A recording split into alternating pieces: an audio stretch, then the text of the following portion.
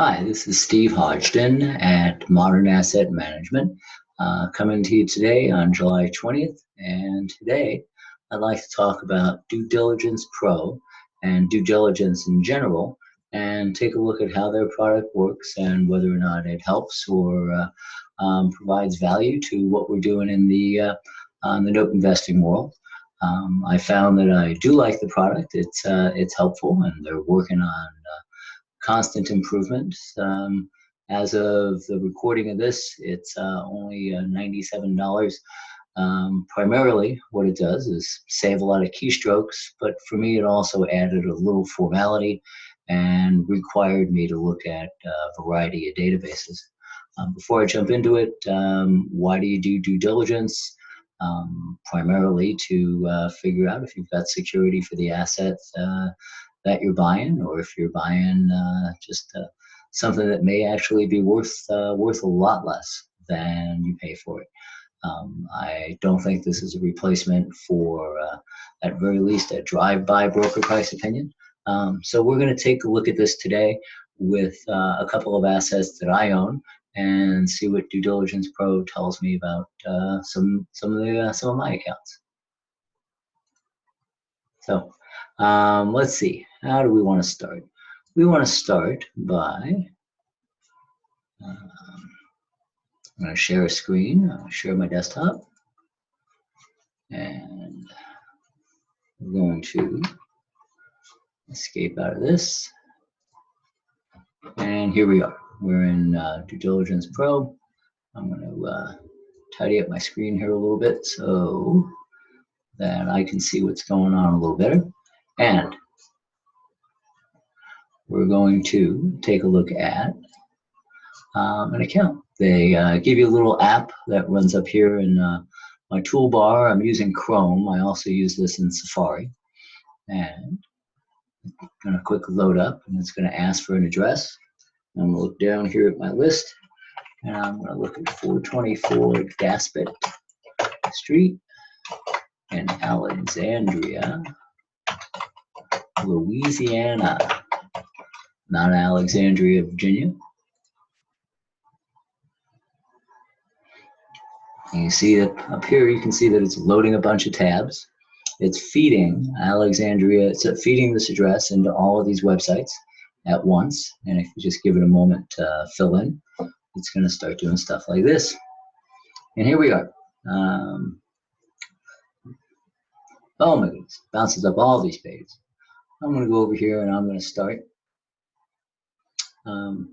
Two sources that I use. I use Wikipedia, and if you listen to a recent podcast from the NoteMBA folks, they bring up a reader or listener feedback where I ask them for Wikipedia as one of the new searches that comes up automatically. Their suggestion is using USA.com, which is one that I had forgotten about. There's all manner of websites that you can use. But when I look at an asset, I don't want to buy deeply rural or deeply inner city properties. I think they're both, the mega trends of those areas are both too much for me to overcome.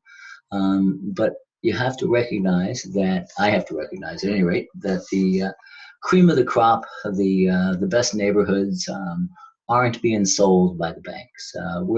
We're buying scratch and dent property. We're buying scratch and dent loans, and they're going to be in areas that the hedge funds or banks don't want to keep because either they're too much trouble, too little value, or not enough profit. So you wind up in towns like Alexandria, Virginia, which has got 48,000, a population of 48,000.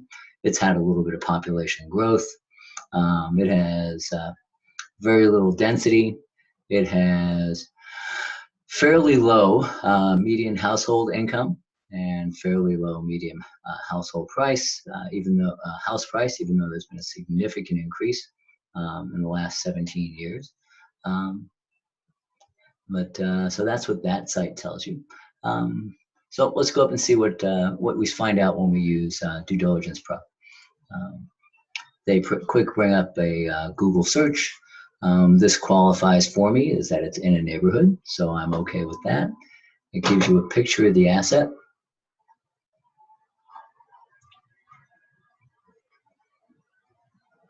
Which is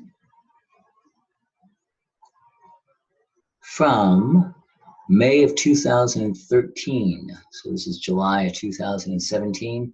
A lot can have happened in 4 years, and frankly, what happened in this house is the owner passed away, and I bought the loan because the title of ownership was estate of, and that tells me that there's some activity, or at least something's changing.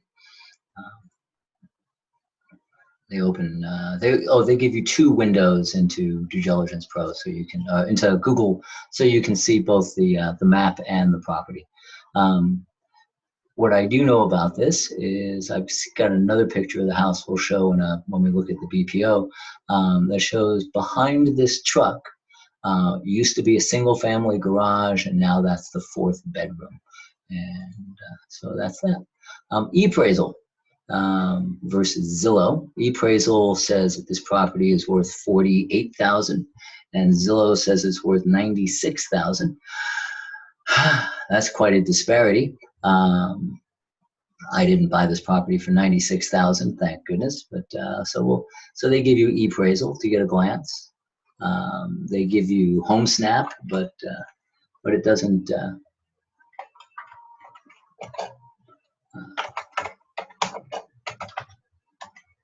It doesn't populate. It does and it doesn't sometimes. Excuse me. And the reason it doesn't populate is that HomeSnap didn't have anything for it. So let's throw that window away. They pop up Realty Track. Realty Track is a site that I've used off and on over the years. I also have an auction.com account, and I wouldn't mind seeing that in the list. And it gives you, here's local property, and here's a pretty wide range of values, 35,000, 93. My home is going to be much more like the 35,000 than it is going to be like the 190,000. Again, we're buying lower end scratch and dent property.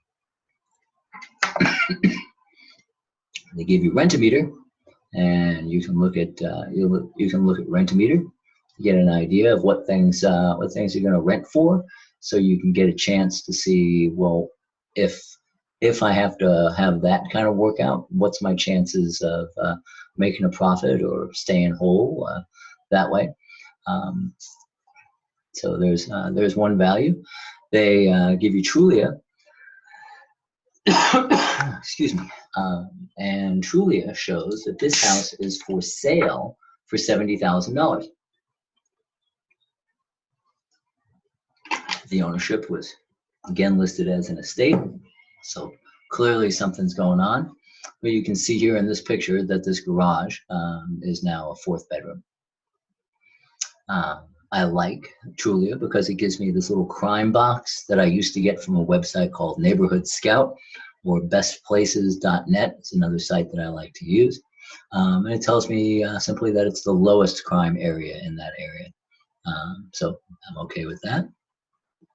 Zillow, well, I have a price cut to $65,000 today.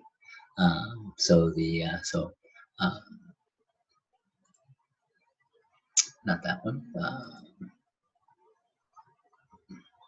Had it listed for $70,000 on Trulia, and that was not today. I know that the price was $70 because I talked to the agent yesterday about their need to come down to market, or I was going to start a foreclosure, and so they came down $5,000. So my intent for this property is to order a BPO with an internal inspection and get a much better idea of what a second realtor thinks is the actual market, and see if we can move this seller to quicker to sale rather than me having to start foreclosure and dragging things on for a year and literally a year in a day. They have a database interface that takes the county, and if they can, Due Diligence Pro will bring you the county record, the assessor link, and that's really valuable for saving time because, well, you got to look up the city, you got to look up the county, then you got to go Google search the website, and you all know that that's another extra 100 keystrokes and another 5 minutes on each time. And if you're working through a tape of 20 or even 100 accounts, that adds up. And if those of us that are starting to use virtual assistants or assistants in general, we need to streamline their work as cleanly as possible. And this was a wonderful site to look.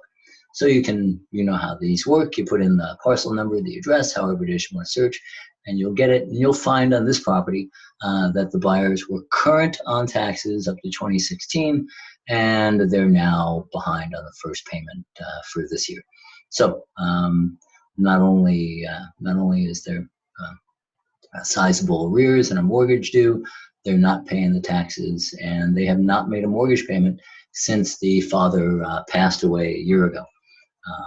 And so that's I can go on and on about this asset, but that's not the purpose of this. Let's see. Here is a broker price opinion. This property was originally listed at 80, then they listed at 70. Today they listed it at 65. And so I'm just going to fly through this a little bit. This is Clear Capital. This is the roughly $100 BPO. They give me some useless information here that the sales in the neighborhood are between $10,000 and $140,000, but they do tell me that it's stable. Normal days on market, 90. Neighborhood desirability is below average. This is a house in a lower income neighborhood in Alexandria, and prices reflect that. So they give you lovely comps. They come down to, again, we have a listing for $65,000 now that started at 80, and I got a BPO for suggested list price of $89,000. This makes me a little grumpy because at the time this BPO was prepared, the property had been listed at $70,000. So you got to check, folks. You got to check. I didn't, and now I'm fighting uphill. So that was that. So would it be? So back to what the purpose is. The purpose of this is to tell you that using Due Diligence Pro, they now open up these websites. Two shots of Google, ePraisal, HomeSnap, Realty Track, Rentometer, Trulia, and Zillow. They're actively looking for input as to what other sites that you want to add. This is not a usually robust program. This isn't going to solve all your due diligence for you and give you a magic number, but it does give you some information. Before I bring up the next record to see what it says for this one, the next one, this does bring up a question. We're in the business of looking to buy assets. Diving really deep into this kind of product makes it easier to find reasons not to buy assets. And again, I've got to look at, I use this as a tool, or use all of these things as a tool to minimize risk and make sure that I'm getting market value pricing. But that's just it, it's market value pricing. So if I come up with a BPO of my own in this property that we just looked at of $65,000, because that's the listing price, and the BPO provider, in this case Clear Capital, said $89,000, well, that tells you what kind of problem I'm having with this asset. But that's just what it is. So I'm going to close some windows so that we can run another search, just because it'll run a little faster. Again, I find this again, like I said, this runs in only Chrome and Safari. So if you're using an old version of Internet Explorer, or you're a Mozilla person and you don't want your data out there where Father Google and Mother Apple can see it, this is not going to be the product for you. But anyway, let's go down to my list, and I'm looking at a list of the current assets that I own, and I'm going to pick one off of here to look at, and we'll take one that's a little different just to see. I've got a duplex. Let's find out what it says about a duplex. This is 917 Bel Air Ave, Lansing, Michigan. People say, "Oh no, don't buy Michigan," or people say, "I only buy Detroit because I can buy houses for $1,000." Well, you can't do that anymore, but I can't give you any advice on that. I've been trading notes for my second year of in this specific business, but I've been trading and collecting on delinquent receivables since 1980. So I have a fairly good sense of bad news, good news on collection accounts at any rate. So it pops up the county page. We can search by address, 917 Bel Air Ave.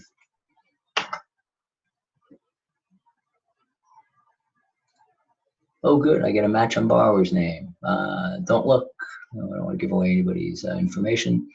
The county assessor says this property is worth $46,000, with a taxable value of $44,000. 2-bed, 1-bath, built in 2002, 1,848 square feet on a quarter acre. Seems like a mighty small house. Seems like that record may not be exactly correct. Let's go this way. What does Zillow say? Zillow pulls out of the air that it's worth $78,000. So now I've got 46 and I've got 78,000. What do I use with Zillow? I go down here.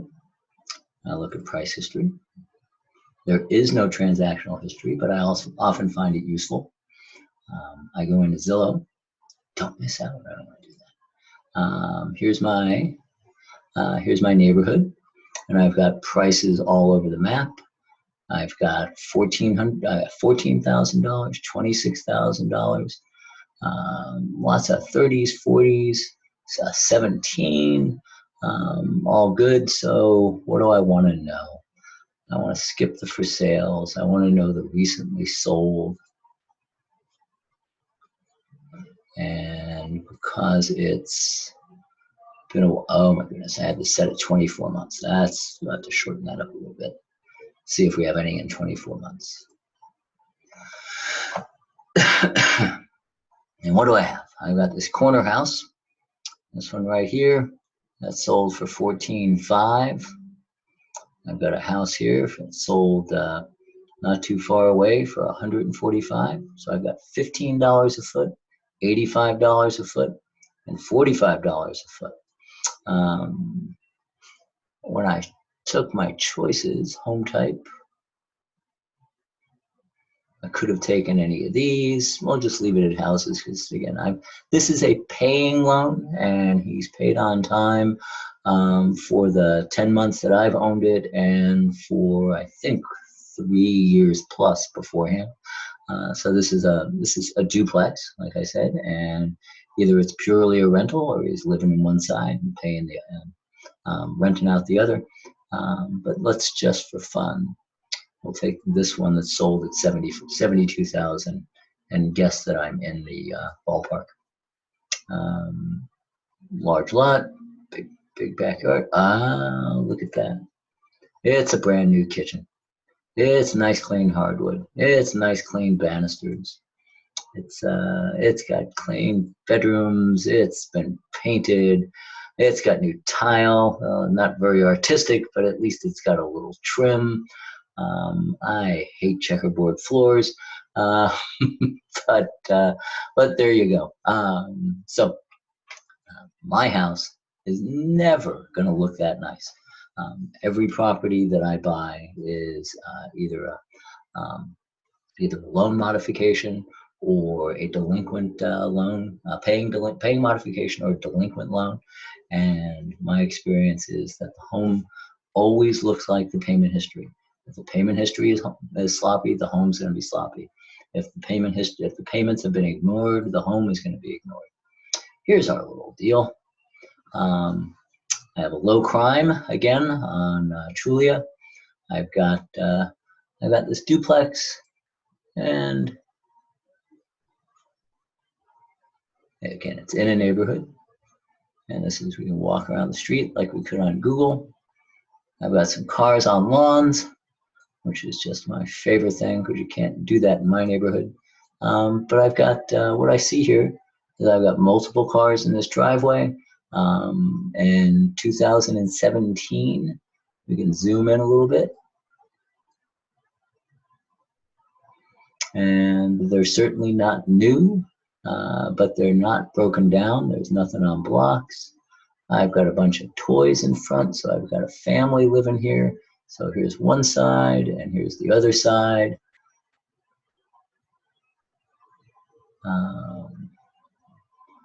Has two driveways, looks like. So I've got a dump truck over here, so maybe this was taken on a day that some construction work was getting done. I don't know.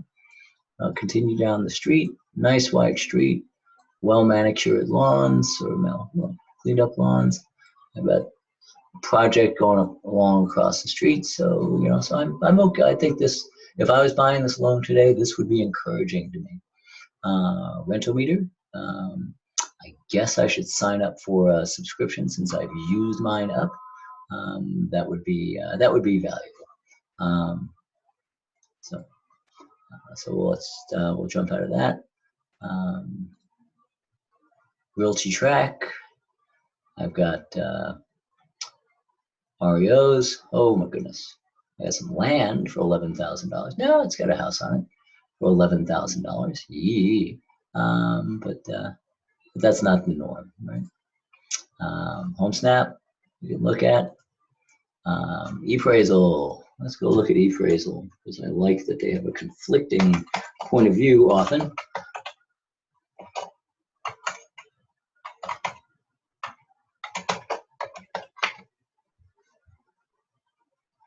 Bel Air is a residential home, 1,848 square feet, and it says it's a 2-1. Well, I'm thinking it's two 2-1s that are approximately 900 feet each.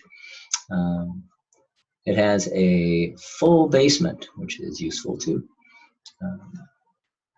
Give me some recently solds nearby. I'm maybe more in line with this range down here, I think. And gives me some similar homes, but it doesn't give me any of that stuff. I go up here, gives me some solds, 60, 13, 119, 39. Makes me want to go buy $13,000. Look at this. ePraisal and Zillow are the same. Well, again, it instills more confidence. We've already looked at that, but so this just shows how easy that is.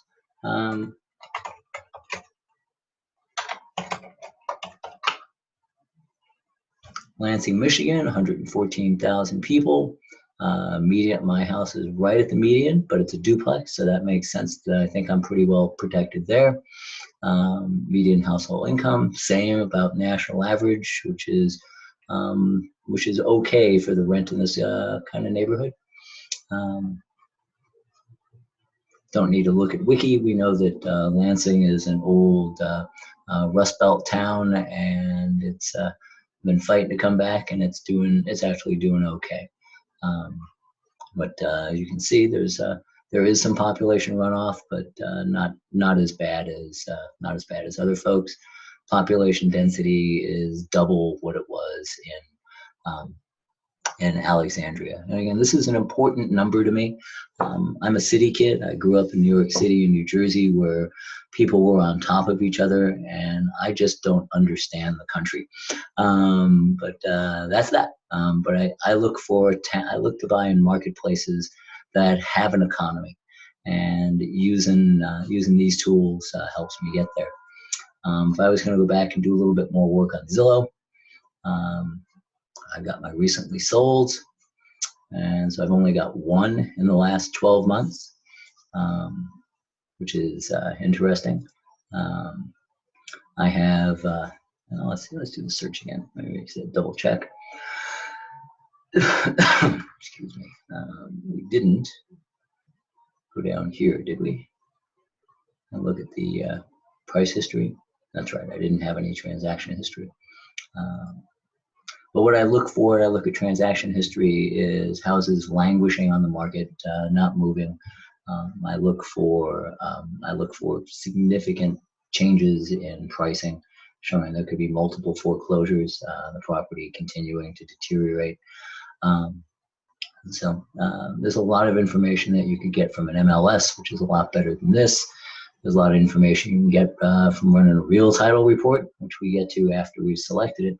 But anyway, my purpose here was to run through Due Diligence Pro and tell you that I think it's a decent tool to shortcut your work. I think it certainly has saved me more than the $97 that in time expended looking at notes. Even if I figured my time was worth $20 an hour, I've saved way more than that. And it also prevents me from shortcutting. So I'm hoping that Chase Thompson over at NoteMBA will add some more of those requests that I hope that other people have sent in along with me, to have Wiki and USA.com. I'd like to see Craigslist added, just to pop the window open so I can test the market there. But anyway, I think it's a decent product, and it's been useful for me. So what do I need to do here? I need to sign out, so I need to unshare my screen.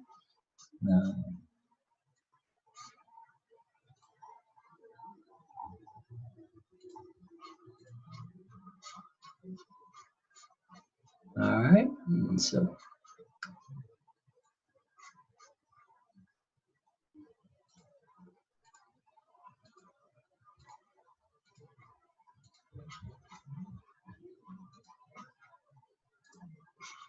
all right, and I hope we're done, because I think we are. All right, thank you all. Goodbye.